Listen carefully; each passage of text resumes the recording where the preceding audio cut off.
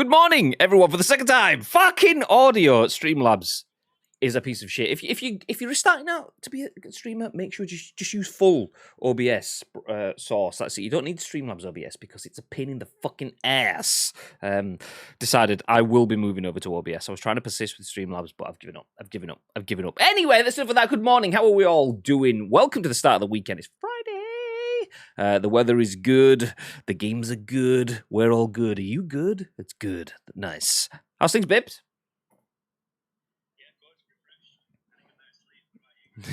Well, do you know, I'm pretty tired because I stayed up to watch the Resident Evil showcase myself. So yeah, just part of the grind. Rumor has it that even though it was like one of the most exciting days of the year of our lives with the Resident Evil content last night, rumor has it that some people were in bed by 9:30.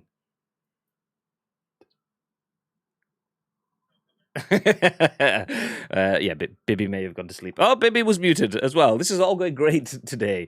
But Bibby was saying he was refreshed. That's what you missed. So yeah, Bibby had a nice long nap last night, didn't you, Bib? I did. It was fantastic. I never felt better waking up this morning, Graham. What about you? Pretty tired, but it's good. It's good. You're looking very let's flip to Big Bib. You're looking very, very neat there, Bib. A lot neater. I feel a lot less, rugged, homeless.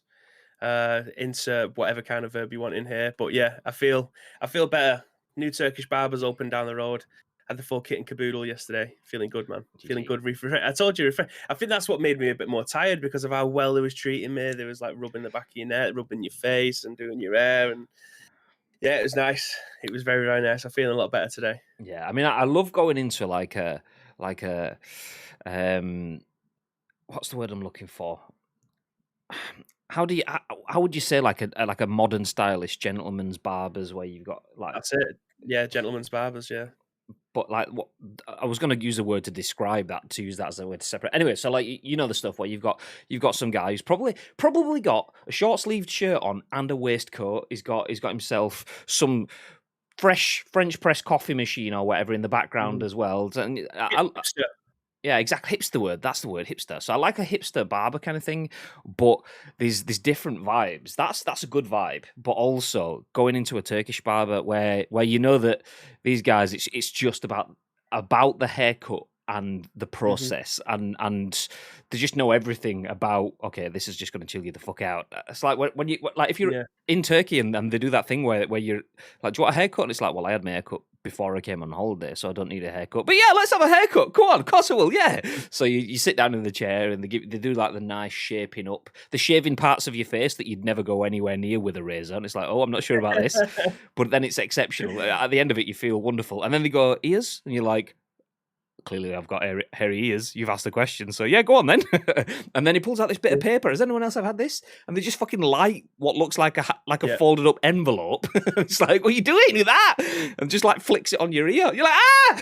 You fucking coming at me with balls of fire. Fucking hell. But then, anyway, by the end of it, you look like absolute majestic. So, yeah. Anyway, long story short, I was going to go and get my haircut yesterday, but I spent the afternoon on the phone with Sky trying to sort out my dog shit internet. So that didn't happen. So I will be doing that today. So no afternoon content from me because I'm going to get man-icured. Nice. Is that a branded cup, says Bacon Chin? It is. Let me jump back to me.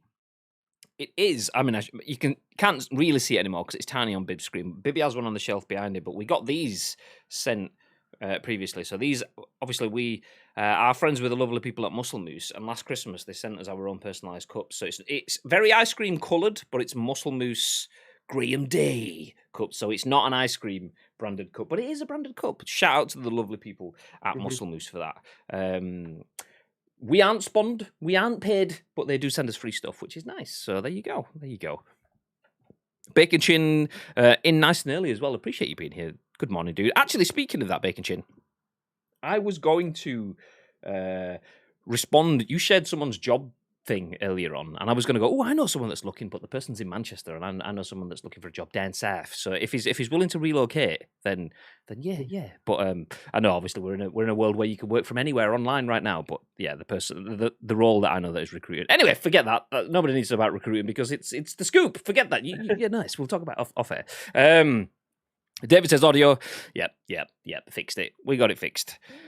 Mr. Garlic Clark is here as well. Good morning. How the devil are you, sir? Have you been working this morning? And Bibbs is here and looking awake. There he is. Yeah, he looks refreshed. Bibbs' audio is in 2021, whilst his mouth movements are in 2018. That is my internet. So I spent about 40 minutes on the phone yesterday with Sky, and it was a case of, okay, because I've got Sky Q, so we have 3 Sky Q mini boxes in the house. Behind me down there is one of those like Wi-Fi boosters, and then downstairs there is the wireless router, obviously. So we have 5 different spots, so we should have a really good mesh. So we should have good Wi-Fi coverage through the house. It's not just about Wi-Fi anyway, it's about general connection stuff because my PC is hardwired. Anyway, long story short, it just keeps shitting itself. So I spent some time on the phone yesterday and Sky were like, your mesh isn't up and running properly. Parts of it are down, which could be causing the whole thing to drop off. So I was like, okay, I mean, it sounds kind of legit, but I'm still not convinced it'll fix it. Anyway, we spent 40 minutes on the phone fixing it. The first time we used the internet after that, it died. So it's not great. Yeah. So I've been on the phone with Sky again this morning. We're getting a new router, so the stream may drop out again today, which is shit. Apologies if it does. Hopefully it doesn't, but if it does, we're getting a new router maybe tomorrow or Monday, so we might get a little bit closer towards having some form of consistency back again next week. But if not, then yeah, we'll just fight through it together. Tickle Streams, good morning. How's things, dude? How's things? Question, Tickle Streams. What lens do you use on your camera? Because every time I drop in your stream, I'm thinking you've got enough balance between distance between you and the camera and the nice level of buttery bokeh effect. What are you using? Let me know. Jenkins is in. Good morning. As is Lake. Mr. T. Gary's part Swedish now. All the balls. Meatballs, that is. Nah, it's not just the meatballs. We've met Gary before. Yeah. We know. But anyway, welcome in, everyone. Hope you're having a good day. Hope you're set for the weekend. If you don't know, my name is Graham Day. This is Bibby, and we are Ice Cream Uploads. And in true Ice Creamy fashion, this is The Scoop, the UK's #1 video games podcast, even if we do say so ourselves. Anyway, we are here to give you our thoughts and our impressions on the biggest, the best, and the breaking stories from the world of video games. And we want your thoughts and impressions on our thoughts and impressions in return. It's important that you do. We do this live each and every single weekday, bang on the money at 10 a.m. Ish. It's 11:15. So yeah, we go live at 10 a.m. ish each and every single weekday on Twitch. So if you're in the chat, please do give us your thoughts and impressions because we turn this live stream into a podcast, a video that goes on YouTube and an audio podcast that goes on iTunes, Spotify, SoundCloud, Google Play. So if you're in the chat, use your voice on behalf of everyone watching and listening on demand a little bit later on. Before we do start the show, shout out to Muscle Moose for providing the absolute sexual cups that you've just seen. Nice. ! Muscle Moose in the chat if you want to save yourself 25% on Muscle Moose orders. We don't earn on that, but you get discount, which is nice. As well as that ! Insert coin if you want to save yourself some money on insert coin purchases. We don't earn on that either, but you save money, which is nice. And finally, ! Loot drop. If you want to get yourself a potential free prize every month you're a subscriber. I mean, chances are you're not, but if you win it, then it's going to be incredible. So ! Loot drop, you enter yourself into our sub-only giveaway. If you've paid for the sub, you might as well have the chance to win something for free on top of that. Nice. Yeah. So have you been through the Resident Evil showcase now then, babe? Yes, I've watched it twice. So I watched it the first time on the Capcom YouTube page, I think. And then I watched it again because MC Fixer covered it in a live stream yesterday and he's put it up on his YouTube channel. So I wanted to get his thoughts and impressions as well. I very nearly finished it. It was just the last announcement that I missed obviously before it went live. So yeah, I know everything that's been inside the showcase. Tiger. And I've got some things to go through. Nice. Well, we will jump through all of that. For those of you who don't know, Bibby kind of likes Resident Evil a little bit, so he's probably going to lead the conversation on this one. Just a guess. So we will jump into the first news story of the day. Let me just get that set. Before we do, Have I missed anyone else? Gagad's here. Good morning. How's things, dude? You all set? You all set for the weekend? Nice. Not that you're doing anything in particular, but yeah, nice. Tickle says, I'm good, mate. Sigma 16 mil 1.4. My A6 6000 died the other day. I had to get another. Oh, rip. I'll tell you what I'm going to do, Graham. I'm going to take Tickle's comment and I'm going to discard it you because I know that you're going to forget that. I am going to forget that. I am absolutely going to forget that. Nice. See this guy? Thanks, ta, Dad. Okay, Da. If your camera died the other day, does that mean you've got a spare kit lens? If it does, then if you need someone to give it to, all I've got is my manual lens. So if you've got a spare kit lens, you get rid of them. That's what I'm saying. Anyway, that's enough of that. We'll keep the sales spiel. I've already bought stuff off you before, so it's fine. Anyway, keep the sales spiel to another conversation. Let's jump into the main conversation of the day, and that is everything announced in Capcom's Resident Evil showcase, written by Tom Phillips at Eurogamer. The tagline says weekly demo windows, mercenaries mode, Resi 4 VR. Capcom's latest Resident Evil showcase has detailed a series of times you'll be able to demo Resident Evil Village ahead of its May release. It also included an announcement of Resident Evil 4 VR for Oculus Quest 2. A quick look at Village's mercenaries modes, a new trailer for the Netflix CGI series Infinite Darkness, and some other smaller bits and pieces. No new Resident Evil games were announced. I was just about to hit play on this, thinking, is it? Oh, it's a trailer. Yeah, okay. I'll keep the trailer on whilst I'm reading, so you've got some visual content moving. The showcase kicked off with this that's now playing in the screens if you're watching one of the video services. The new Village trailer showing clips from early in the game, a radio broadcast calling for survivors, a look at the werewolf-like Lycans, and Lady Dimitrescu taking a tasty sip of Ethan's blood. Chris Redfield also puts in an appearance, but what he's up to isn't clear. You'll be able to poke around all this for yourself with the game's upcoming time-limited demo, which will let you play for 60 minutes on PS5, PS4, Stadia, Steam, Xbox One, and Xbox Series X and S. The demo will be available for all platforms for 24 hours starting the 2nd of May at 1 a.m. UK time or 2 a.m. in Europe. In North America, this will be from the 1st of May at 5 p.m. Pacific for 24 hours. You will be able to choose between exploring the game's village or castle areas, or dip into both if you so choose, but you only have 60 minutes total. The PS4 and PS5 owners also get 8 hours in Village, where you can play both Village and Castle areas over preceding weeks. Each area will be opened up for 8 hours, in which you can then play for 30 minutes. In the UK, the game's Village area will be available for PS4 and PS5 owners to sample from the 18th of April at 4 p.m. until the 19th of April at midnight. I'll leave the American times because that's just going to get confusing. A week later, the game's castle area will then be available for PS4 owners from the 25th of April at 4 p.m. UK until the 26th of April at midnight. You'll have 8-hour windows to play each for 30 minutes. Capcom said, yes, this is all a bit complicated. It's a bit complicated for me just reading it, and I watched the live stream last night. So PS4 and PS5 owners can start downloading the demo today. That's if you've updated your PS4 or 5, according to the update that was early on in the week. We did go over that on Monday, I think. Anyway, moving on, we got a look at Village's Mercenaries mode, the fast-paced combat mode featured in numerous other Resi games, which returns here with a few tweaks. New features, I'm assuming that should be, include the game's merchant popping up between areas who sell supplies, guns, and upgrades. You can also select abilities, which include skills where you can buff movement, speed, weapon damage, armor, and more. Capcom's competitive multiplayer Resident Evil Reverse was again mentioned as being free for Village owners, though there was no more new information shared on that. And then next, we got a new trailer for Resident Evil Infinite Darkness, that upcoming CGI series,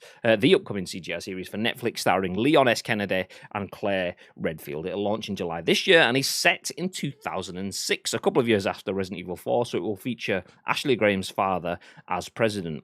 Will Ashley also return and get to hide in more boxes? Question mark. We'll have to wait and see. That absolutely gets lost to me because I have no idea what that means. But a live-action movie, Welcome to Raccoon City, has wrapped filming and is now in post-production, Capcom said, though there's no word on a release date just yet. And in other news, Resident Evil will join Dead by Daylight in some capacity, with more details to be announced on the 25th of May. Capcom wrapped the show with an announcement of Resident Evil 4 VR for Oculus Quest 2, which is being developed by Armature. I must have gone off before this. I don't remember this bit. But the version of the game moves its action to a first-person perspective, even its inventory management, which is now in 3D. More details will come as part of an Oculus showcase on April the 21st. All the content. Okay, there's a lot to go through there.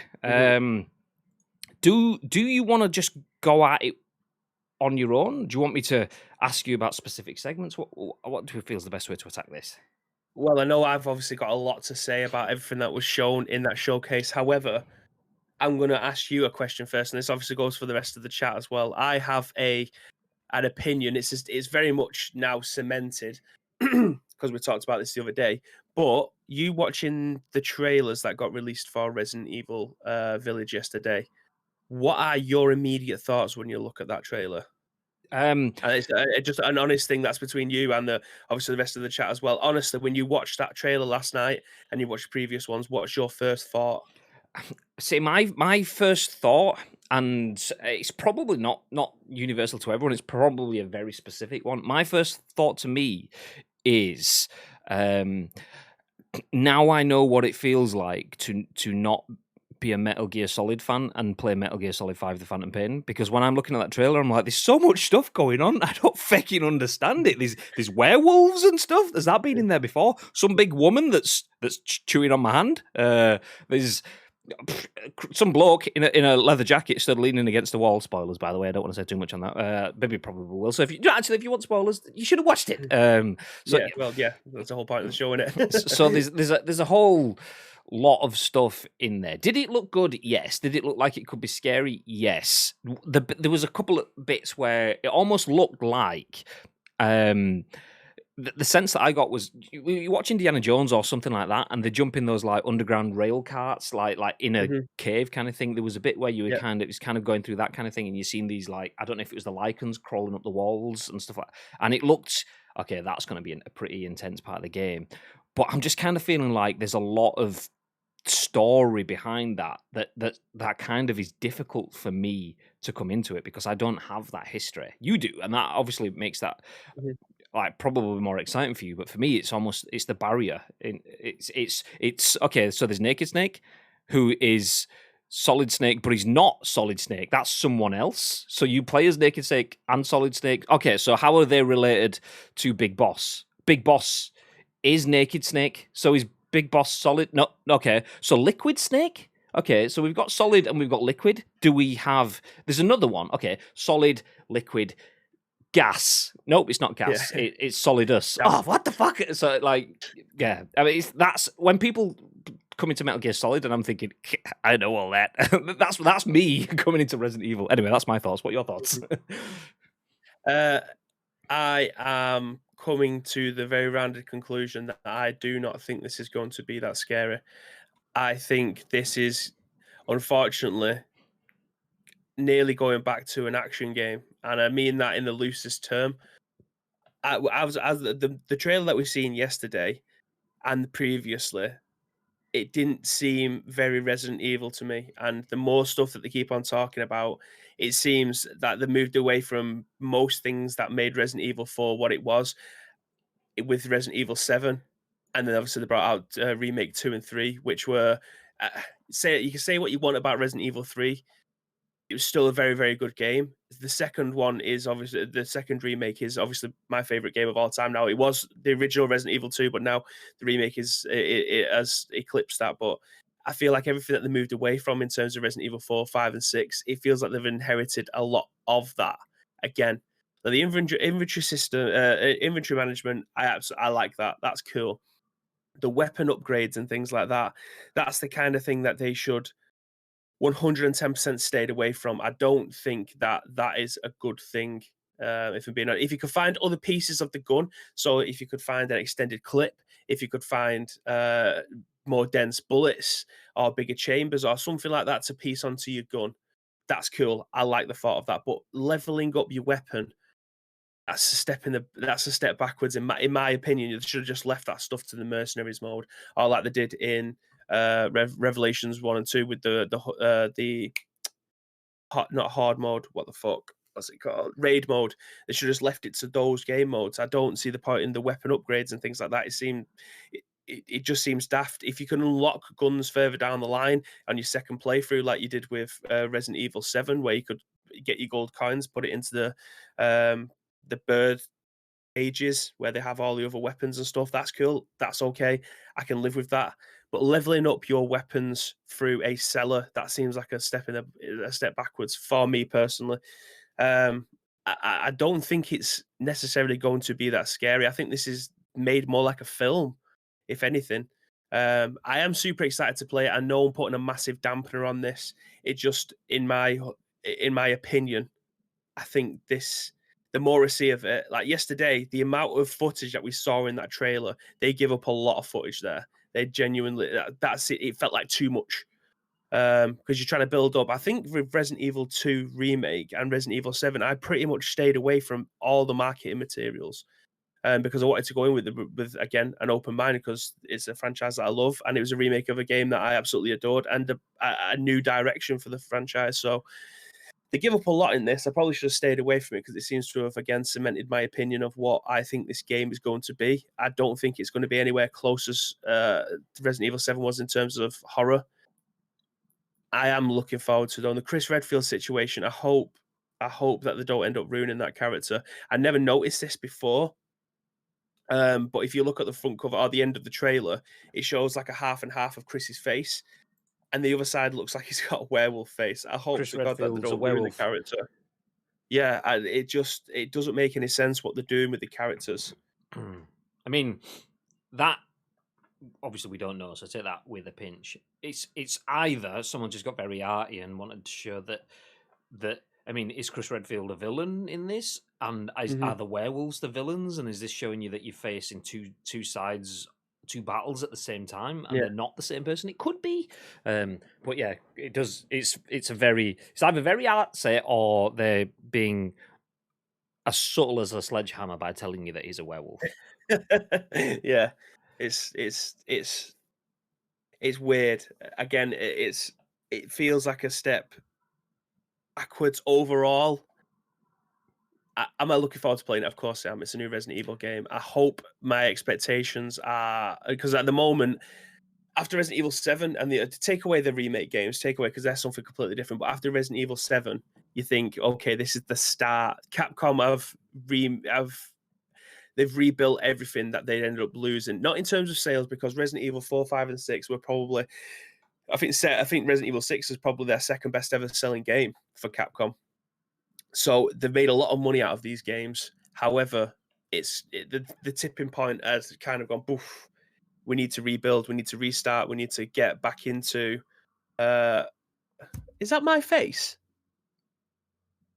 Jenkins has got an emote of my face. That is your face. It says Jenkins to Bib. He's got a bib face. Jenkins. I absolutely love that. Thank you very much. I was like, that looks a lot like me. It was the Where double, has he got that from? It was the double take there. Is that my face? But anyway, moving swiftly on. Yeah, it kind of reached. It felt like they kind of reached the critical mass. Like there wasn't going to get the returning customers, shall we say, probably wasn't going to enjoy the next game. They rebuilt it from the ground up. They put an absolute horror element into the game, and that's what you want. You want to have a few clips in your gun. You want to be able to go around the corner and not know what's going to be there, and then the suspense of nothing being there, and then Jack come flying through the wall with a shovel in his hand as you're trying to escape. Like all that stuff built the tension. From what I'm looking at here, it doesn't look like that is the case. And from the demo that we played, I loved the castle. I loved I had Resident Evil 1 vibes walking through the Spencer Mansion. All of this stuff is hitting home, but then you think it's just, I don't know. I do not know how this game's going to go down. I'll be over the moon if it beats all of my expectations, but my expectations are probably at a 6 out of 10 as to how good this game's going to be. I hope it ends up being an 8 or 9. Genuinely have no idea at this moment in time, but we'll see. There is another bib face emote in the chat just for those that have access to it. Nice. Jenkins saying, I just love Twitch's new fast upload of emotes. He's changing it on the fly.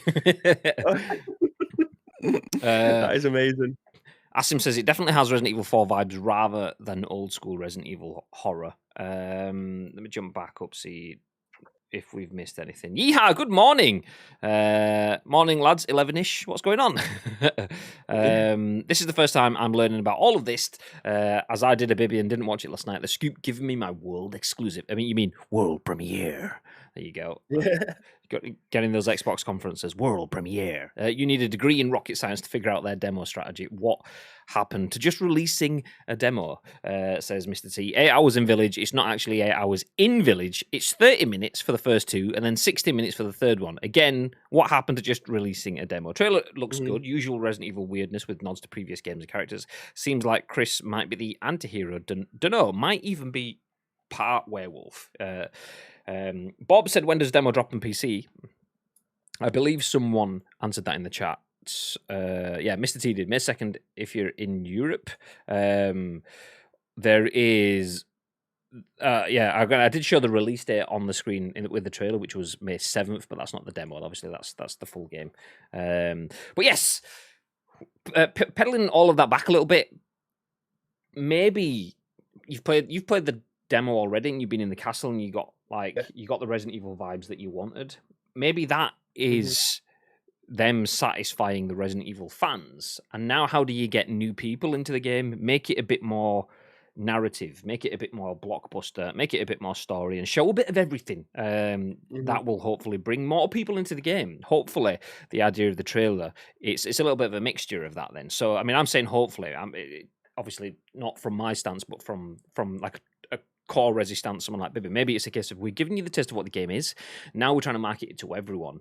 And it has bits of both, but still keeps the core Resident Evil feel, but it's marketed at that crossover audience. Because one of the other things as well, obviously, they mentioned the Resident Evil reboot film in the broadcast. Maybe the idea, the fact that they've got a Netflix series, the fact that they've got a film, the fact that they have different versions of the games, maybe this trailer is the idea of, okay, we now know we're potentially going to have eyes on us from all manner of directions, so make the trailer speak outwardly, which I can kind of see the point in that if they're doing it. My issue with with doing things like that, if that is what they are doing, is that if you market in a trailer at everyone, but still selling to a Resident Evil crowd, then you're just going to disappoint a lot of people, because a lot of people are coming in thinking it's a big story-ish thing, and then it's just Resident Evil-ish thing.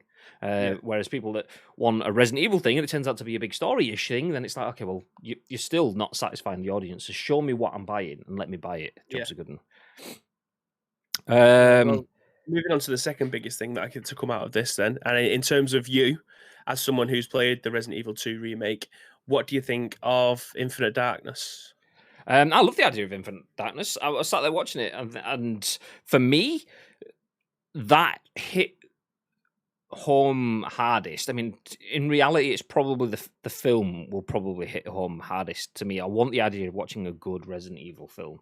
But that said, Netflix is pretty much the same thing. So that hit home harder than the video game to me, because it was a bit easier for me to understand. There wasn't as much going on. There wasn't all these different narratives being spun into one new story. It was essentially a fresh story. I mean, it was obviously, there was characters in there that if you're a fan of the series and you played bits before, then it will be relevant to you.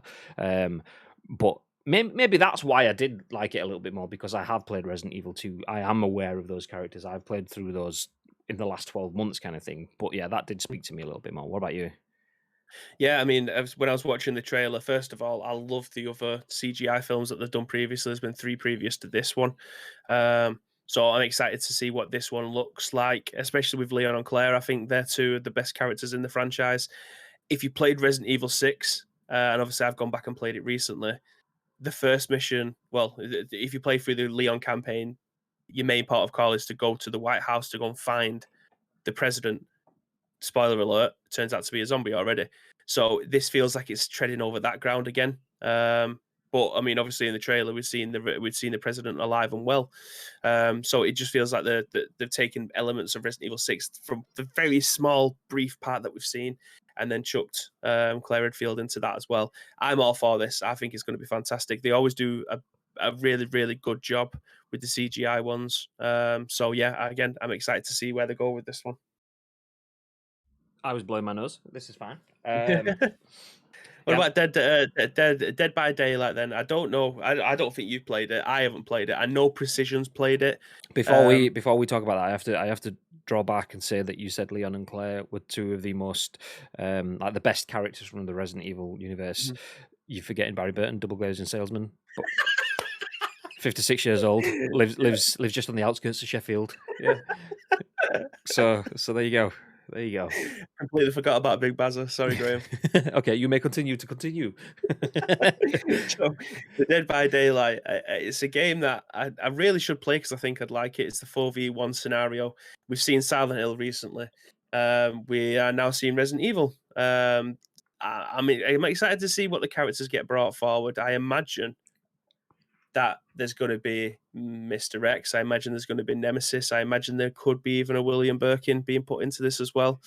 So yeah, I'm excited to see where they come from that. In terms of the characters that you could potentially be, there is a lot in the Resident Evil universe that they could use as the protagonists. Claire, Leon, obviously the two. Jill, Chris are obviously another two. Your mate Bazza, Albert. I mean, Albert Wesker would probably be the antagonist. So yeah, I mean, it's. I think I've got antagonist, protagonist the wrong way around, but they've got a lot of characters to be able to choose from in the Resident Evil universe. I'm interested to see what the map scenario is going to be like more than anything, because again, I've not played it. I imagine there is a billion maps to be able to choose from, but running around a Raccoon City would interest me a lot. Running around a Spencer Mansion would interest me a lot. I'm interested to see from that part and that perspective what happens. See, I don't really have anything to add here. I have never. Well, I have watched Dead by Daylight for about in its entirety. I've seen probably about 3.5 minutes of Dead by Daylight content, and that was me checking out the Silent Hill additions into Dead by Daylight, and not quite getting it, and then meaning to come back to it, and then never coming back to it. So, yeah. Do you think this is a good addition? Is it just another like land grabby expansion-y kind of thing? When I say land grabby expansion, I mean, is it just commercial? Does it have the potential to be good content? I think it suits both. I genuinely think it suits both. I think it serves the lifespan of Dead by Daylight, shall we say? Because this game, when did this game come out? I just want to shout while you're looking. Shout out to Teal Bonsai, 5 months sub. Appreciate that, dude. Very, very much. Live a long time. Yay! Sorry, you were saying? So June 2016, it came out. I think we have a big. I nearly said delay, but stumbled and it nearly said something else. I think we have a big. No, not that one. Not that one. June 2016. Do me a favor, say Bibby.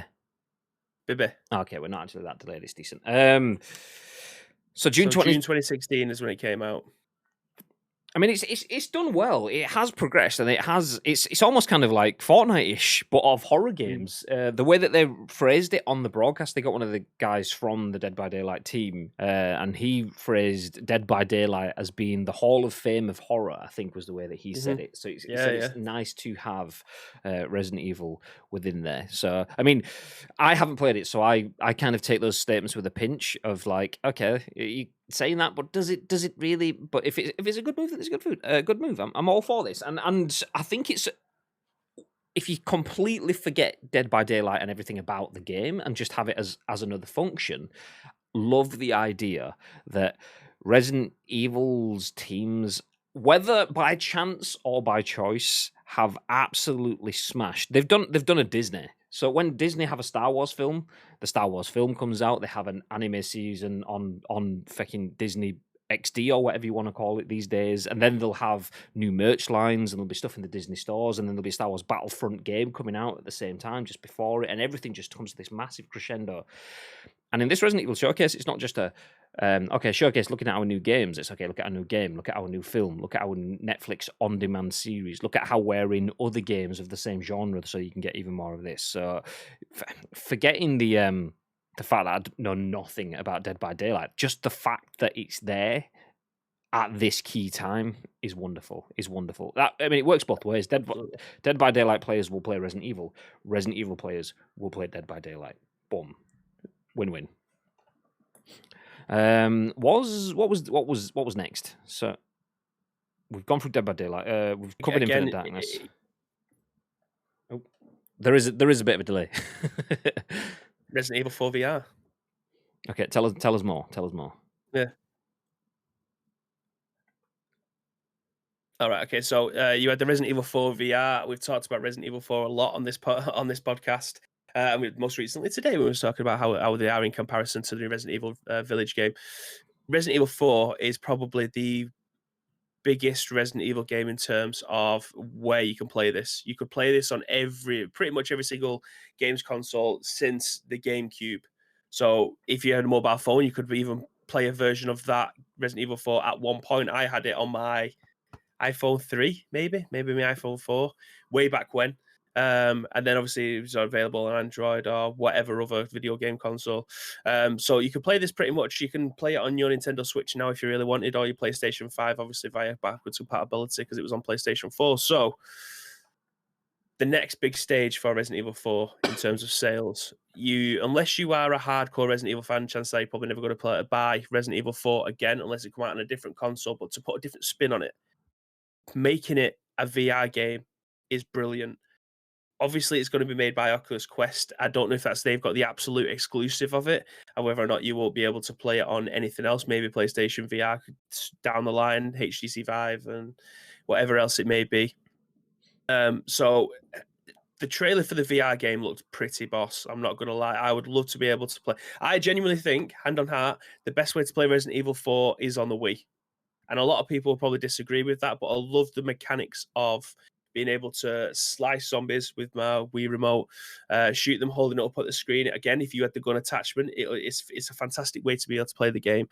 The next step for this would be to play it in VR, and the trailer made it look badass. I love the way that the trailer looks. At one point, you're seeing whoever it was that was playing it throwing his knife up in the air and catching it and then slicing. Like it looked great. That's probably the best way to be able to play Resident Evil 4 VR.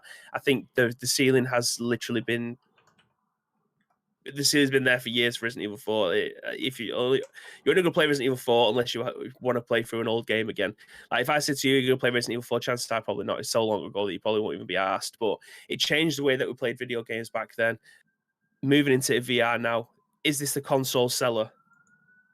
I think so. I think if you wasn't interested in playing the Oculus Quest 2, Resident Evil 4 on Oculus Quest 2, this is probably going to put you in that direction. I think this. I've just seen the preview now, and you're going to be. It looks like he's showing it. It looks mint. I don't know how much the Oculus Quest 2 is. I imagine it's like 300 quid in it, which is probably cheaper than a PlayStation VR headset. Apart from the Facebook Pie links, you have to be a Facebook user to get it. Just give me 1 sec. Do you know what? I'm going to drop out of that and jump back in that. Hello. Oh, your mouse moving. Even jumping into that. Okay, you jump out the call as well.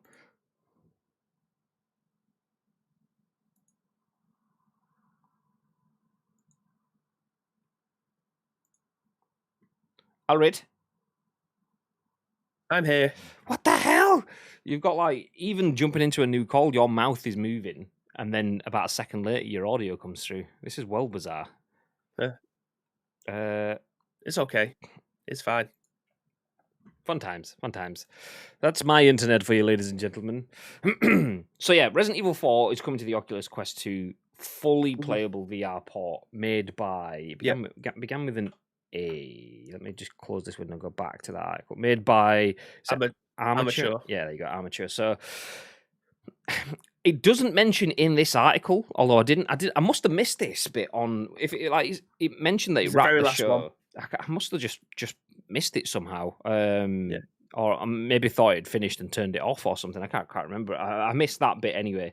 In this bit, it doesn't say anything about exclusive to Oculus Quest, which I do like the sound of, because I want it if I'm going to get into VR, I'm probably going to go down the Valve route or the PSVR route. So Mhm. yeah, it's mentioned in Oculus, and I think that's probably just a marketing thing. It does mention the Oculus Showcase. We did cover the news of the Oculus Showcase taking place on the 21st of April, so just 5 days time, Oculus will have their own showcase covering VR releases. Imagine that's probably going to have some hardware as well as software, so new games as well as new hardware.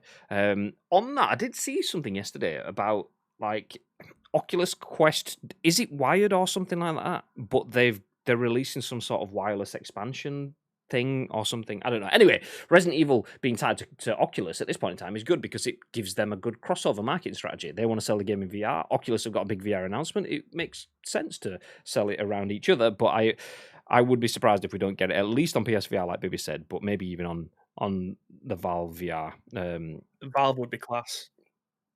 Yeah, for sure, for sure.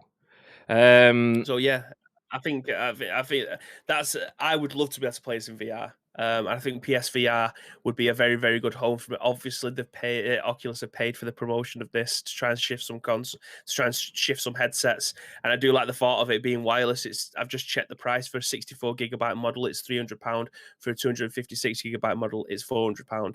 So yeah, it's the price of a brand new PlayStation 5 disc or discless console. I imagine PSVR is going to be a hell of a lot more expensive than that, because it was more expensive than the actual console last generation. So I imagine the PSVR is going to be a lot more expensive this generation with a lot better tech being put into it. But yeah, I think this could be potentially a console seller for the hardcore Resident Evil fans, because if this is the experience that they're going to be getting, what other experiences can they get? Because if they've got Resident Evil 4 playing through this, what makes you think that they can't do this with Resident Evil 7 as well? yeah, exactly. I mean, and then a couple of months down the line, Resident Evil Village just dropping into yeah, okay, that would be quite exciting, and that's when we need the Resident Evil announcements coming in close proximity to the Half-Life Alyx level announcements. You Yeah. get enough of those as well as Oculus's showcase announcement events as well, then that's when VR starts to take some substantial steps forward. Mhm. Nice, nice. Have we recapped the showcase then? Or Yes, I'm absolutely devastated that I didn't use that as the title today. That may change for the YouTube uploader and the podcast. it's all right. I've already put it in the discussing now. Resident Evil Showcase colon capitals cap recap. Yeah, There you go. big fan of that. So it's not only Capcom and Resident Evil that have big announcements, though. Obviously, we keep you up to date with all of the games industry announcements. That's kind of what the idea of the show is. But yesterday, it was Ubisoft's turn. So obviously, we're getting into what I like to call Game of Christmas. That summer window where we get all the announcements, a bunch of releases, but also an idea of what we should be looking forward to towards the end of the year. And Ubisoft took their time to announce its E3 2021 Digital Games Showcase event. This is written by Tom Ivan at VGC, and it says the next Ubisoft Forward presentation is scheduled for June the 12th. And you can see there the hero image says Ubisoft Forward, June 12th. 12 p.m. PT, that specific time. So Ubisoft has announced plans to hold an E3 2021 digital showcase event. The Assassin's Creed maker will host its next Ubisoft Forward event on June 12th as, quote, part of this year's E3. The event will kick off at 8 p.m. UK time. Last week, the Entertainment Software Association confirmed new details on the all-digital E3 2021, including a partial partner list. Nintendo, Xbox, Capcom, Konami, Take-Two Interactive, Warner Brothers Games, and Koch Media will also participate in the event, which will run from June the 12th to June the 15th, with media days running during the 4 days prior, as previously revealed by VGC. The ESA's intention for the 2021 show is to hold multiple keynote sessions from games partners, broadcast from an LED-clad live stage built in Los Angeles, as well as an award show, preview night, and the ability for companies to schedule meetings with media and business users via the app. With E3 2020 cancelled due to the coronavirus, Ubisoft held its first fully digital conference, Ubisoft Forward, in July 2020. It, quote, generated historic viewership, according to the company's chief financial officer, Frederic Duguay. Quote, Ubisoft Forward was a major milestone and the response from our fans was very promising, he said during Ubisoft's first quarter earnings call later that same month. We achieved record high peak concurrent viewership during this event, surpassing our previous E3 conferences. A second Ubisoft Forward event was held in September 2020. E3 is happening, even though it's not quite happening, but it's still quite happening.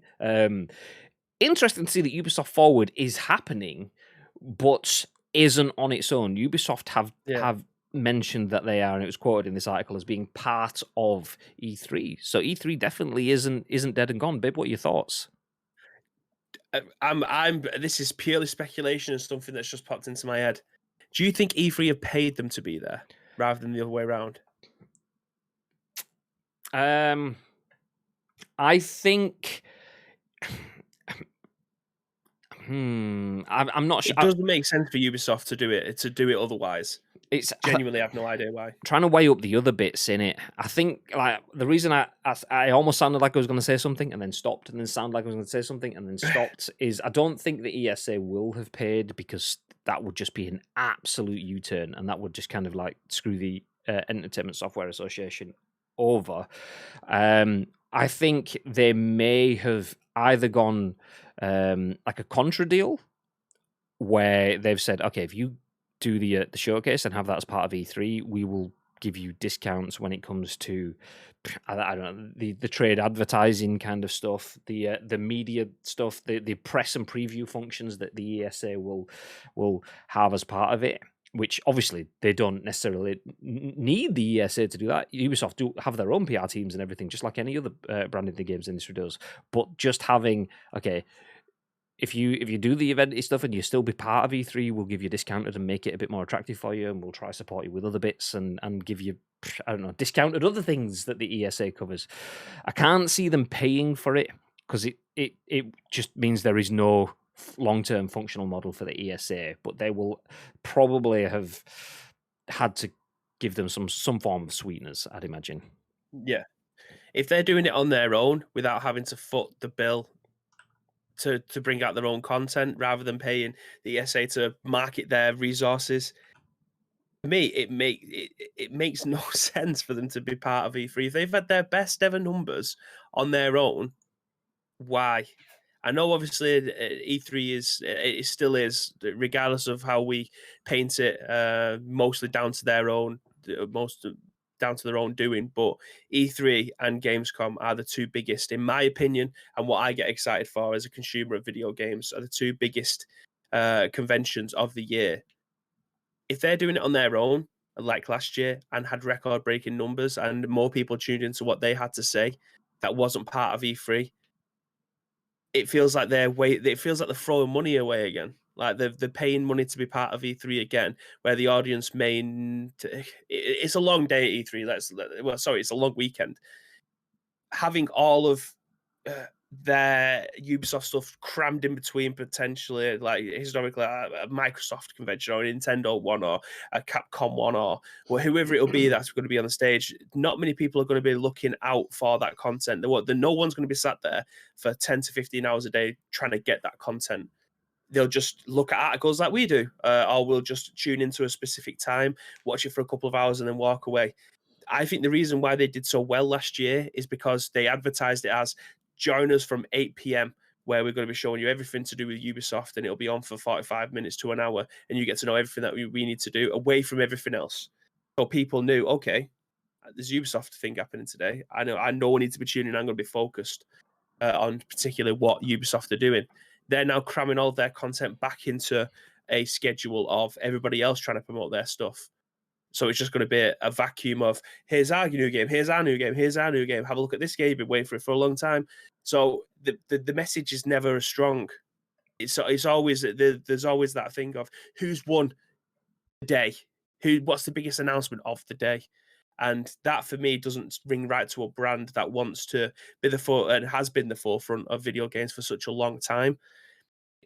For me, it never makes any sense to be able to have that conversation, have those games at a convention where everybody else is fighting for minutes, fighting for center stage, fighting for presence. I didn't. And that's my opinion. I couldn't tell if you were burping or if you'd finished or both. Bit of both. Bit of both. No. I fully agree. It's interesting because if you got, I'm going to put this. So the good thing about the first party conferences, if you got a Sony conference or you got an Xbox conference or whatever, you get a bit of everything. You get the new game from The Last of Us Part 3. You'll get like Spider-Man 5, and you'll get God of War 7. You get all of the Sony stuff, but then you might get a little bit, oh, look, there's some Activision there with some Call of Duty stuff. Nice. Oh, look, there's a bit of, well, I was going to say Doom there, but obviously that'll be in the Xbox conferences rather than the PlayStation conferences now. But and then you'll get some Ubisoft stuff thrown in, and you get a bit of everything. So that's why I like the first party stuff, because you got a little bit of everything. I always find that watching the Ubisoft conference, and whatever other branded conferences, Ubisoft is actually the one that stands out the most as being, for me, for my interests in gaming. I know I'm not speaking for everyone here, but for my interest in gaming, the Ubisoft conference has a lot of chaff in terms of sorting the chaff from the wheat. The phrase that there's a lot of stuff that you have to get rid of to find the bits that you want. And I find the Ubisoft conference, Ubisoft has some absolute banger games, some absolute top draw content, but then there's the mobile games, and then there'll be some like is it Just Dance or whatever it's called? And it's like, I'm not not interested in that either. And then there'll be, I mean, the Rabbids will show up at some point doing something. Yeah, I'm not going to play that either. So okay, we got the 2 stories at the beginning. Then we had 15 minutes of mobile, and then we got something else that looked okay. And then we got the family orientated stuff, which obviously Chloe's 11 now, so the kiddie version games don't really apply to me anymore either. And then we'll finish with another bit banger. So basically, if I watch the start bit, maybe some bits in the middle and the end bit, then the Ubisoft conference is good for me. The rest of it is kind of where you get the filler content, and that's why I like the idea of the first party stuff, because first parties is like, they do have a bit of that, but not to the same extent. And usually their filler content is not their filler content, it's content from someone else who wants to use their 15 seconds of fame on the PlayStation broadcast, so they give them big hitting moments. So you've got these first party broadcasts. Xbox, which will have its big broadcast for itself and its own first party stuff, and tell you about the Series X and S, which people still can't get a hold of. So there's a lot of hype in that. They will then have headline announcements from Activision and the new Call of Duty or whatever. I mean, that's probably going to be the PlayStation one, but you get the idea. You've got that, and you've got Nintendo doing the same thing, and then you've got all these other announcements from other things. Like Baby says, why would Ubisoft be putting themselves firmly in that window? Because when it was last year, Ubisoft got record numbers of engagement and viewers because, well, few things. We were all in early pandemic, so we were all just looking for something to do because we weren't quite sure how to exist in this world. A lot of stuff had been cancelled, so all the stuff that we usually do had gone, so we're looking for that. Everyone wanted new consoles, and this potentially had more information about what was coming for that. But also the fact that, for me at least, until I get to E3 week, I'm looking forward to E3. What are you looking forward to? E3. Not I'm looking forward to a specific event and a specific time. I'm looking forward to E3 as a concept.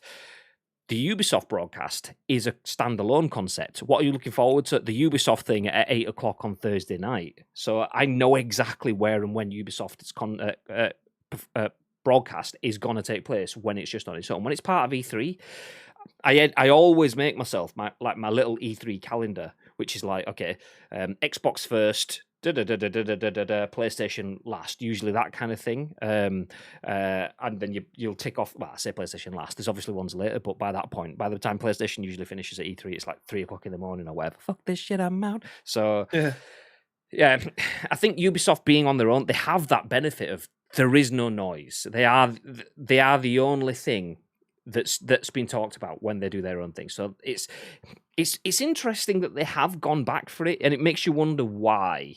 Did E3 have any hidden benefits, and is that the ESA making it sweet for them, or is it the fact that they like the idea of the overall celebration of games and not just themselves? It'd be interesting to know why they've decided to do that after generating historic viewership, according to Frederick Duguay on the Ubisoft digital. No, what was it? In a follow-up call, anyway. So yeah, interesting. I do like the fact that E3 still exists, even though it's not perfect, and I'm not happy with the ESA, as is anyone that is in the games industry. Still like the fact that Christmas exists. It's good. Yeah. So Nintendo, Xbox, Capcom, Konami, Take-Two Interactive, Warner Brothers Games, and Koch Media will all be at the event, as well as Ubisoft. Now, no PlayStation, but that's not surprising. They weren't going to be there last year anyway. So, yeah, there is still a lot of content there, though. Nintendo will do a direct of sorts. Xbox will have some form of big stage show, whether it's at the stage that's been built in LA, or whether they do it at their own private sort of segment. Take-Two Interactive. I mean, ask him, Mr. T. What we say? A bit of WWE 2K wrestling ring. Me and Bibby on the top ropes. Yeah, nice. They will never be able to sport my way. I'm telling you now. Okay, well, we'll turn into the headbangers like Thrash and Mosher. What was it? Stage dive. You grab hold of him. I'll jump on the top rope. Job's a good one. Bam. Warner Brothers Games, there's a lot in there as well. Obviously, they've delayed quite a lot of their Harry Potter stuff, and expect 27 more films to be in the Mortal Kombat series in the next iteration. So a lot in there. Yeah, it's fine. But yeah, exciting times. E3 is back, and the best thing for me for the ESA, and I've been quite negative of them. I like to be, because they leaked shitloads of information of mine's potentially in it. The reason I'm quite negative towards them, but the positive I will say from the ESA is they weren't just ignorant. Last year, one word that I would use to describe them is ignorant. Yeah, E3 is going to happen. Feck the virus, feck a pandemic potential. E3 is going to happen. Okay, everything's starting to shut down. Okay, E3 is still going to happen. Definitely going to happen. Okay, everything's shutting down. Okay, E3 is going to go digital, and then nothing happened at all. At least this year they've gone, fuck the show. We are going digital, and these are our plans. So fair play to them.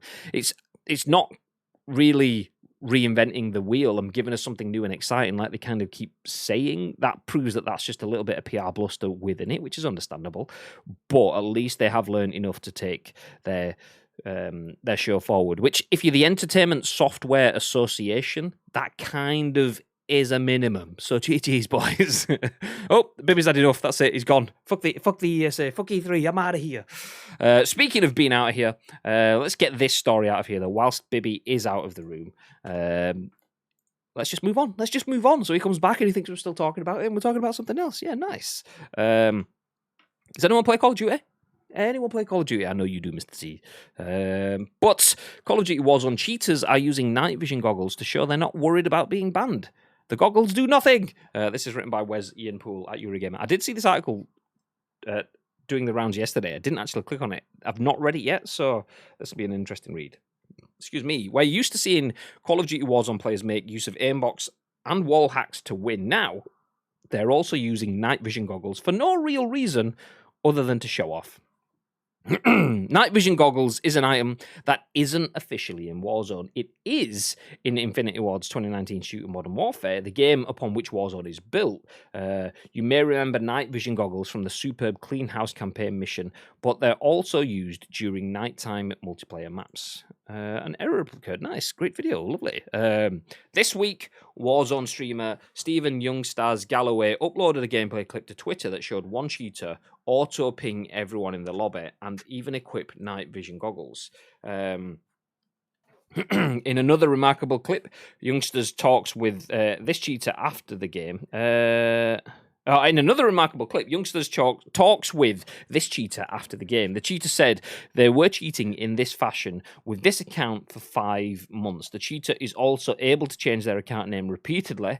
At one point, literally to literally aim assist mate. Nice. This isn't a one-off. This isn't a one-off either. Redditor Perfect Efficiency 8 this week uploaded a gameplay clip showing another cheater using night vision goggles as well as an aimbot and a wall hack. The tweets on Eurogamer just never work when they're fully embedded. But this one is at a link to Reddit, and it says, "I've never been in a game with a hacker like this. He died at Super when his aimbot kept locking onto zombies, but it quit the entire lobby out when he died. Game's a joke. Watch till the end. He even has night vision goggles." Anyway.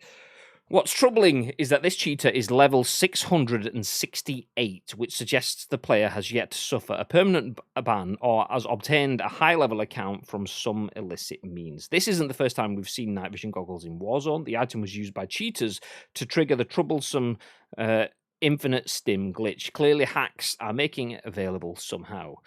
Using night vision goggles in Warzone seems pointless. Verdansk is a daytime map, so it doesn't particularly help with visibility, although it might help spotting those awful rose skins. And of course, using night vision goggles is a big giveaway that you're cheating. At this point, it seems that using night vision goggles is a sort of Warzone cheater flex, a way of declaring to the lobby that you don't care if you're reported, and you certainly don't care about the consequences. Activision this week said it had permanently banned close to 500,000 Warzone accounts since the Battle Royale launched last year, but it faces an uphill struggle against cheat makers. Activision also confirmed it does issue hardware bans to repeat or serial Call of Duty Warzone cheaters. This is an important part of our effort to combat repeat offenders, Activision said. However, as many have pointed out, there are multiple options for players to get around hardware bans to continue to play Warzone.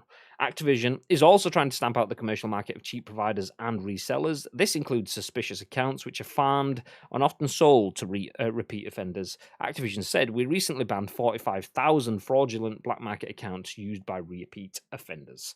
Warzone has a reputation for being a game afflicted by cheating, particularly on PC. Up the ICU. Up the ICU! Cameron, Mr. Pekiloquent, thank you very much for the 3 months. What a guy. What a guy. Good morning. Hero. Love you. Love you. Anyway, Warzone has a reputation for being a game afflicted by cheating, particularly on PC. It's a significant issue enough that some console players disable crossplay to avoid PC cheaters. It's not surprising that Warzone has cheaters. It's a hugely influential game that's free to play and enjoyed by millions, so naturally it's going to be a haven for cheaters. I do feel for Activision. I mean, a lot of people hate the cheaters, and it's Activision gets a lot of negativity around this, but the thing is with cheaters, there's so many of them in so much. They have so many numbers that it's always going to be difficult. I mean, Activision mentioned an uphill battle. That's exactly the terminology. That it's going to be difficult combating the cheaters.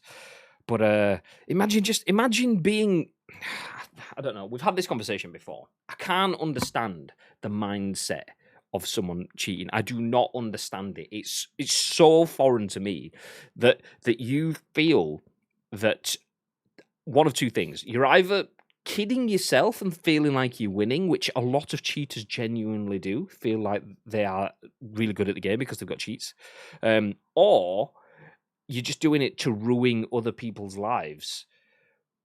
I just do not understand either mindset. And then having the nerve to then just go and flex. Yep, night vision goggles, don't do anything, but just shows you that I'm cheating. What? What? I mean, what game was it that will put something on your, was it Outriders that put something on your heads-up display to say that you're a cheater? Clearly, we were saying people might even see that as a mark of like respect. Yeah, look what I've done. These are my war scars, my battle scars, showing them off, proud of them.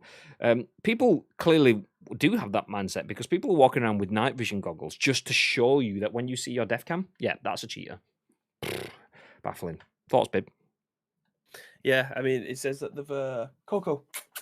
It says that they've was it 500,000 people, 500,000 people that they've ended up banning since the game came out. Yeah, they've always got an uphill battle. Like the amount of people that are able to play this game, I don't think it would be as rife if it wasn't a free to play game, because it's obviously available to everyone to be able to cheat. All they need to do is probably just Google it, how to cheat in Warzone, and then there you go. Sorry, Call of Duty's Warzone. I don't want anyone coming after us for trademark.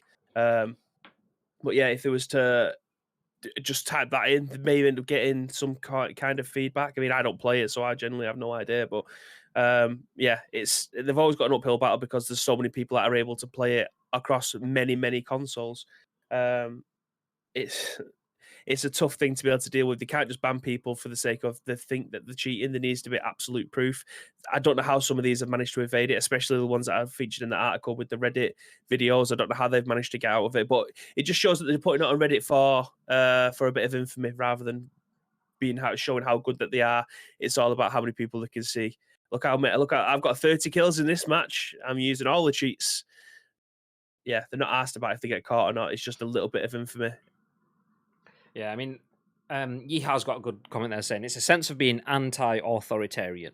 If you had a free for all lobby where cheating is allowed, it would be empty. See, I understand that. I understand the logic there. I just don't understand the logic to want to be that level of anti-authoritarian because they're not fighting the good fight, and it's the why. But why? Like, I understand if you want to stick it to the man. I understand if you want to make a statement and so on. But I understand like why they are doing it. I just don't understand why they are doing it. I know it's completely baffling sentences. I understand what they're trying to get at, but the reasoning to just that's the bit that jars with me. There is clearly logic for them that being anti-authoritarian, being against the man, but I just can't put myself in their shoes. I just do not understand it to that extent. To go out and spend money to get their game, to create accounts, to put playtime into it, all these other ways, just to stick. Going out of your way, putting so much time and effort, resources, be that the resources be time and effort and money and whatever your resources that you put into it, putting that much effort into just going, look, I'm not bothered. It's like, what? It is bonkers. Like, surely you've got better things to do with your time, but clearly not. Yeehaw, son, clean up your room for fuck's sake. Son, loads up Warzone. Fuck you, dad. See that I kind of get it, but it's almost like, see, there's it's still not the perfect analogy there, is it? I mean that makes absolute sense, but the loading up Warzone is, it's almost like going in and rather than loading up Warzone, that's just not cleaning your room, that's doing something else. You'd have to almost simulate the fact that you're about to clean up the room and then make it worse. That's kind of where the analogy is. And if that was in real life, pull out your drawer, tip the clothes out. Yeah, of course I am, Dad. Tips it out. Then that's when the kid wakes up 4 weeks later in hospital, broken arms, black eyes. I mean, I wouldn't have done that to my dad anyway. I'd have done that to my mum. So yeah. Oh my god, I'd have been getting a tanned ass. Taking a shit on your own pillow. Exactly. That kind of thing. No, Dad. I don't know why I've got like that fucking Nakamura, your dough ball. Okay, Dad. I do know why I've got it. I wrote it. Yeah, dough ball. I wrote it in a fucking DM to someone on Twitter the other day. It was John Edwards when I finished Spider-Man. John Edwards works at Sony, and he was like, "Have you seen my name in the credits?" I was like, "Nope." He's like, "Well, fuck you then." You're that kind of person where you don't sit around for credits? And I was actually sat there halfway through the credits, so I took a picture of his name and sent it to him and went, "Okay, Dad." Fucking dough ball. But yeah, I do feel for Activision. 500,000 people. Do you know? I just found something. Then I just quickly Googled. So the numbers are Google numbers. They're not like scientific Google numbers. There probably is some element of scientificism behind them, but the average person meets around 10,000 people in their life. You can meet more, but the average person throughout their entire life will meet 10,000 people. Activision has banned 500,000 people. That is incredible. That level of number, it just shows you that the two numbers show you how many people. It's quick maths. Is it 50 times, 500 times, whatever the fucking... I'm not going to work it out because I'll just choose one and get it wrong anyway. So it's a lot of numbers more than you will ever meet in your life, and they've banned them already. It's ridiculous. So it's going to be difficult. Yeah. Yeah. Do you know what? I'm not sure how the process is for banning someone as well. Are they literally having to sit there and watch through various matches of their kill cams to be able to find out whether or not they've used cheats, or are they just looking at reports and then just taking a chance of whether or not they are using cheats, because 500,000 people is a lot. That is a lot of people that someone or a team of people will have to sit there and just look at the way that they're playing the video game. So I can imagine why it's not as many as people may want it to be, but I can imagine it being a long, drawn out process. They can't just you're banned. I imagine they have to put forward some sort of banning material so that when the person does get banned, they then get some kind of correspondence through email to say you've been banned. These are the reasons. I imagine it's not just you're banned, no reasons. Yeah, exactly. Because we've had conversations on this show in the past about developers being a bit too heavy-handed. Going, if you get banned, you get banned. You get no way to fight back against it. And it's like, well, that's just a bit extreme, authoritarian. Fuck me, God. So it's difficult. It's hugely difficult trying to get the balance, especially when you've got so many people fighting against you. Plumrica says, you were right with the 50 times. I did think so, but I just didn't want to commit to it. I thought I'd play it safe and just do the honest of I'm not going to bother working it out rather than trying to work it out and get the wrong one. But yeah, it's fine. Good morning, by the way, Plumrica. Let me jump back up through the comments.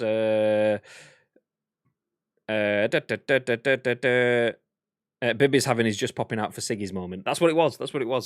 Mate, so many cheaters in Warzone at the moment. Honestly, I was doing like a little dance here because I needed a piss. He's got the world's tiniest bladder. What's cool though, with the map changing soon, bladder. with the map changing soon, lots of cool stuff going on in Verdansk. You can become a zombie now if you enter the radiation zone. Hilarious. Bonsai says that's exactly why I stopped playing. Never get why people cheat. I don't really understand what they get from it. Plumrico says, just so they can say, look at my stats to their mates. And that's the thing. I mean, I understand the logic of that. It makes sense. But that number would be so empty to me. It would mean nothing. I know it's like, oh, look at this. Yeah, look what I've done. But not done it. Nah, it's not for me. Bonsai says, I mean, if you're a streamer and you want to scam people out of money by making them believe you're some awesome COD player so you get more subs, etc. But eventually you get found out, so why bother? I mean, I understand that has a bit more reason to it. I understand that. There is a capital gain from that. If I pretend to be world-class headshot machine and melt people, get some ridiculous plays, that increases my clout. Clout is a financial objective. I mean, people always like mock people for clout chasing. There's reasons for it. The reason people chase clout is because clout can be turned into money if you do it successfully. So I understand that. Would never do it. I don't, because the thing is if you're someone that's cheating on stream, you'll get away with it. But if you do it for long enough and you do it in front of enough eyes, some people will notice and pull you down. Like there was that thing the other week where that Warzone streamer in a tourney left his PC unmanned and went off screen, but then his mouse cursor was just right, like let's say that's the middle of the screen. Someone's like, so whenever the mouse cursor gets on a headshot kind of thing, I'll go that way. It tracks a little bit. So there was no one at his desk, no one using his mouse and keyboard. His cursor was in the middle of the stream. Someone went running past and his screen started following this person and then it stopped a little bit. It's like, you're getting found out eventually. There is no way that you can maintain that shroud of this is well, I mean, not shroud, but that air of shroud, it is the human aimbot, so it is what it is. So there's no way you can get away with it forever. So I understand the logic of wanting to do it, but you're just gonna squash any potential you have of being a long-term content creator. Done, gone. And you feel like the people that are doing that kind of want to be a content creator. So there is no shortcut. You have to go through the grind. That's the way. Where do we get to? Tearing something down can be as good as building something. Depends on your perspective. That's true. That is true. It's just most of the time when you tear something down, you'll just destroy it. And it's not a case of, I hate this building. It stands for something I don't, so I'm going to tear it down. So I'm just going to go out and buy myself a brand new JCB. I'm going to get myself a nice health and safety hat, so I'm good, and get all of my equipment that I've spent shitloads of money on, and then tear it down in front of other people while shouting out my name. And I don't know. Maybe it's just the digital equivalent isn't the same as a real world equivalent. Maybe I'm trying to draw comparisons that don't need to be drawn. But yeah, maybe I'm just not that person. I wouldn't want to tear something down. I'd rather just go, well, fuck that, I'm out of here, turn my back on it. But they don't want to do that. Now, they'll have automated algorithms based on criteria from game logs. I mean, they definitely will. But there will be a human element within that as well. So there'll be a lot of back and forth on it for show. I think it's done on stats, so wildly accurate numbers of headshots. Yeah, I mean, but there's been examples of, I remember seeing, it was as a PUBG example rather than a Warzone example, but the logic behind it is still the same. I remember seeing Team Liquid making a song and dance of how good one of their players was because he got like VAC banned. Valvantage banned him for being so good because he hit like a 1,000-meter headshot, which is ridiculous. Just like this speck in the distance, watching his bullet go and then hitting a headshot at someone. It just pot shotted at someone in the field, but because it was so obscene, well, you're a cheater, banned. So Team Liquid like, well, our guys are so good, they get banned. Yeah, but it kind of gives you an idea of the process. It is automated. You hit too many of those incredible long shots or so on, then you can get banned. But that's where the human element needs to go back in. People will get banned incorrectly, so they need to be able to contest that, which is why it's never just as clear cut as get rid of the cheaters. There are different things where you're using different programs that will create little red flags in the back end, not necessarily in the gameplay stats that can ban things. Things like that are easier, but once cheaters are aware of how that works through trial and error, they will amend their cheats so that they don't hit as many of those red flags, which means it becomes harder and harder and harder over time. So it's moves and counter moves. You ban them, they do something different. You ban that, they do something different. And it's almost like the Hydra element. You cut off one head and three return. It's not so much that. It's more like you cut off one head and it will go somewhere else. Cut off one head and it will go somewhere else. You have to keep going to the point and doing it fast enough that the head never gets a chance to really fully establish itself again, which is difficult as feck. Probably the same useless system PUBG use. PUBG Shield, you can go on there and cast your vote on the evidence the person provides. I love PUBG Shield. It's difficult because it's the community moderating, so there's always a bit of a lag and stuff. I reported 2 people that were cheating in solos. I was looking at a crate. 2 people, well, one car drove up to it, and then someone jumped out, and I thought, oh, there he is. And then the car drove off. I was like, there's 2 people in that car. This is a solo game. Why? What? So I made it my mission then to hunt them down because it was fairly early in the game. They were too busy trying to get a vehicle and get to this crate. They'd not got any weapons. So I was like, fuck these guys. Jumped on a bike, chased them down, eventually found them, killed both of them, and then like got as much of the gear as I could and left, reported them. And then, a few days later, both of them banned. That's what you get. That's what you get. But nice. that's long term. It's not instantaneous. It required me to sign up to PUBG Shield, me to write a report, other people then to go through and watch the replay of the game online, read my report, see if it tallies, vote on that. But not just one person. Numerous people vote to see if the vote gets carried. Then they get banned. And it's good system. It's just a long ass system, and that's where the difficulties again come into it for any developer. Mr. T, as with most online games, a large quantity of players, not all, ruining it for others. Correct. If the person they have reported is actually using cheats, that's the PUBG Shield. Devs could fix, but people like this would continue to do it to wave around their e-willy. Exactly, e-willy. He's e-willy waving. Currently, if you win in Warzone, it feels better as you've beaten a large amount of cheaters. Well, that's what it is. It's the long game. That's what it is. Now, if you win, you're a fucking hero. I think we have. Let's get serious for a second now. I think we have the description that we are looking for. We've come back to the cheating conversation numerous times, numerous games, be it Call of Duties, be it PUBGs, be it whatever. But Luke says it when he says that cheaters are silly poo heads. Yeah, I agree.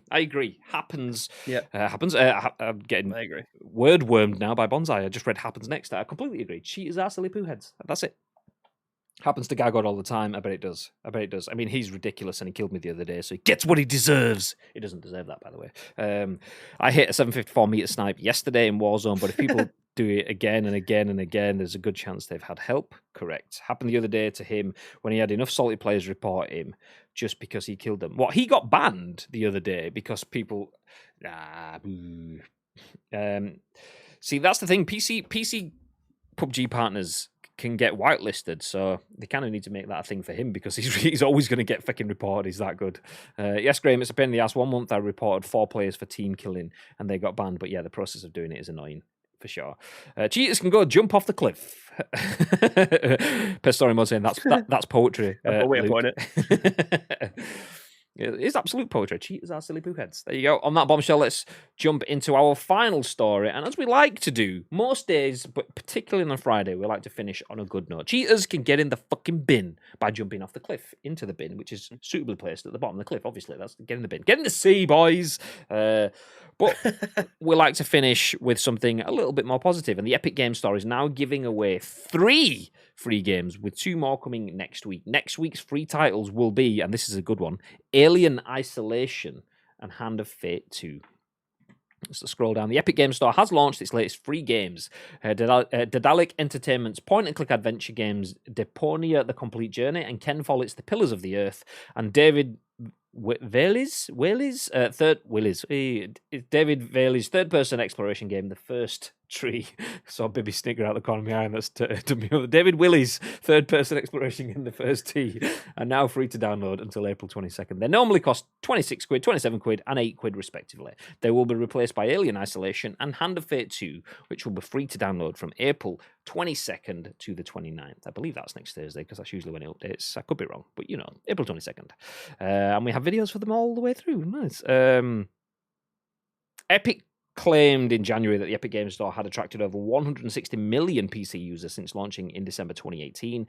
The company has been giving away free titles on a weekly basis since the marketplace launched, including 103 games in 2020, collectively worth $2,500 based on US prices. Epic users claimed over 749 million free titles last year. Do you know what? We don't need to go into all the rest of it. You get the idea.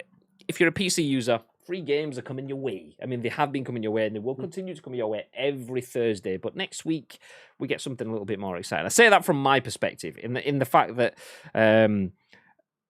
Deponia The Complete Journey, The Pillars of Earth, and The First Tree are probably not going to be games that capture my attention. That said, I opened this up, and The First Tree, that art style in a game, I love. It reminds me of, and Mr. T will know this one, but it reminds me of Roke, which is a beautiful looking game.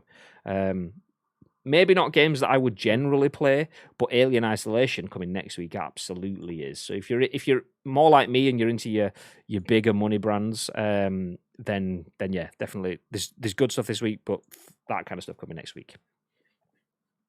Thoughts on that, babe? Yeah, got a love Free Game Friday, haven't you? Free Game Friday. Yeah. We need like when we said before, like Springer's Final Four. We need like that little thing in the bottom corner. Yeah. Welcome to Free Game Friday. Boom. Anyway, that's it though. That's it. Free games. Everyone with a PC, go log onto your Epic Games account. Get your free games. Even if you don't play them, just get them now and keep them forever. Jobs are good un. Yeah. Yep, he got banned, but then his ban was then lifted. Let's go. I mean, that doesn't surprise me. He is the biggest PUBG console content creator, so that doesn't surprise me. Doesn't surprise me. And he killed me the other day. Fucker, did I mention that? Fucker. The GG Gaggard. Fucker. Thanks to Sony and their $200 million Epic can afford to keep giving away free shit. I downloaded Civ 6, never bought a thing from them. I don't think I've ever bought anything from Epic either, actually.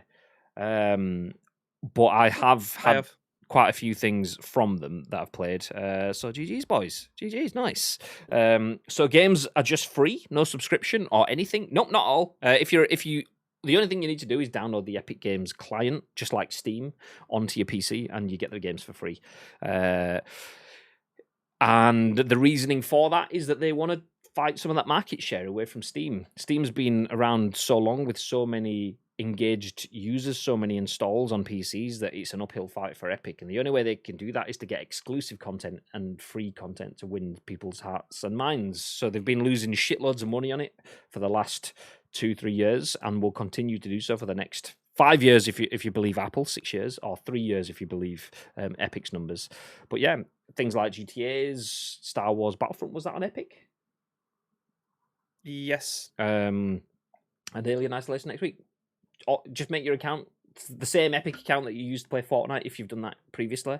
Log in on your PC, get your games for free. Job's good. Nice. Pull and Rico, yes, they are free. Dead easy. Yeah, I've got quite a catalogue. They always do the nice little deals as well. So they might be, if you end up buying a game, they'll give you £20 off your next game. And that code voucher you can use every single time you buy a new game. Obviously, it just keeps you buying games off their platform, getting £20 off a game that is maybe £27. It's quite a heavy discount, so you can just keep on regurgitating. So your library will get bigger and bigger. But yeah, I like Epic Games for that. Yeah, I like the little coupons that they do. They often start off that cycle as well. So when it comes to like the summer sale or the winter sales or something, they'll go, "There's a £10 voucher that's active when you spend over 15 quid. So you buy a 15 quid game, it only costs you a fiver. But as soon as you do that, they go, here's another £10 voucher. Go buy yourself another game." So you buy another game and they go, here's another £10 voucher. And it's meant to keep you coming back, obviously. The idea of they are losing money on all of those sales, but the idea is that you build up a library then. And then when you've got a library that's big enough, you will stick with them forever. And that's kind of where the idea comes from. So yeah, if you've got a PC, just get yourself an Epic Games account now. We should absolutely get some fucking Epic creator codes with the amount of plugging we do for them. We're not on commission, honest. It's just that 200 mil. Yeah, exactly. We're not on commission, honest. It's just genuinely, whilst they're trying to fight market share, it's a really good position for PC gamers. I mean, there's all sorts of arguments of where it's good for devs and stuff like that. But do you know what? Just think about yourself. Get yourself some free games. Jobs are good and nice. You've had to put up with a lot this last 12 months. Get yourself a free game. Go on. Did anyone ever play? See, I don't know how you pronounce that. Is it Ico, like Shadow of the Colossus kind of thing? But no, I didn't. No, I didn't. Sounds like a good one. Who doesn't love free shit? Exactly. Do you keep the games? Because I got World War Z and finally got my mate to get it, but went to my account and they said it's no longer available. You do keep the games. So I don't know what happened there. Unless there's some that you don't. But yeah, you definitely do. No, I think that World War Z one, if that was like the free weekend one, where you get to play it for the weekend, then that might be the case. But they did give away a full free version as well, which I've got. Might even have it installed actually. So yeah, there you go. There you go. But that's it for us. Thank you everyone for joining us for another week full of scoopalicious news. We are done for the week. There will be no more scoops. We go live each and every single weekday, Monday to Friday, bringing you the biggest, the best, and the breaking stories of the world of video games. And this week's news is all done. Thank you very much. What are your plans for the rest of the day, babe? Very good point. I'm not too sure. I don't think I'm going out. So I may be able to jump on and play some games, but I genuinely have no idea what. At the moment, I'm slogging it through State of Decay. So that might be a shout. I'm not too sure yet, though. Well, I am going to go and get my haircut. So if Baby plays games, there may be a potential that depending on what he's playing, I may jump on, and there may be a potential he doesn't play any games. The best thing you can do, though, if you want to find that out, is to drop a follow on the channel. That way you get notified if we do go live. And every time we go live on Twitch, be that now, be that over the weekend, be that for next week's episodes of The Scoop. Whilst we're not sure if we're going to go live or something, we will drop a raid on someone else, though. So if you want any extra channel points, make sure you stick around for the raid. That way you get extra channel points. You can spend them to engage and interact in the channel. And long term, if you wanted a sub for the channel, if you stick around for long enough, it's not something you can get overnight. You've got to earn the sub, but we will pay for your sub if you get enough channel points. So yeah, feel free to stick around for the raid. You'll get yourself a few extra channel points to put towards that. Before all of that happens, though, Mr. Bibb, is there anything that you'd like to add?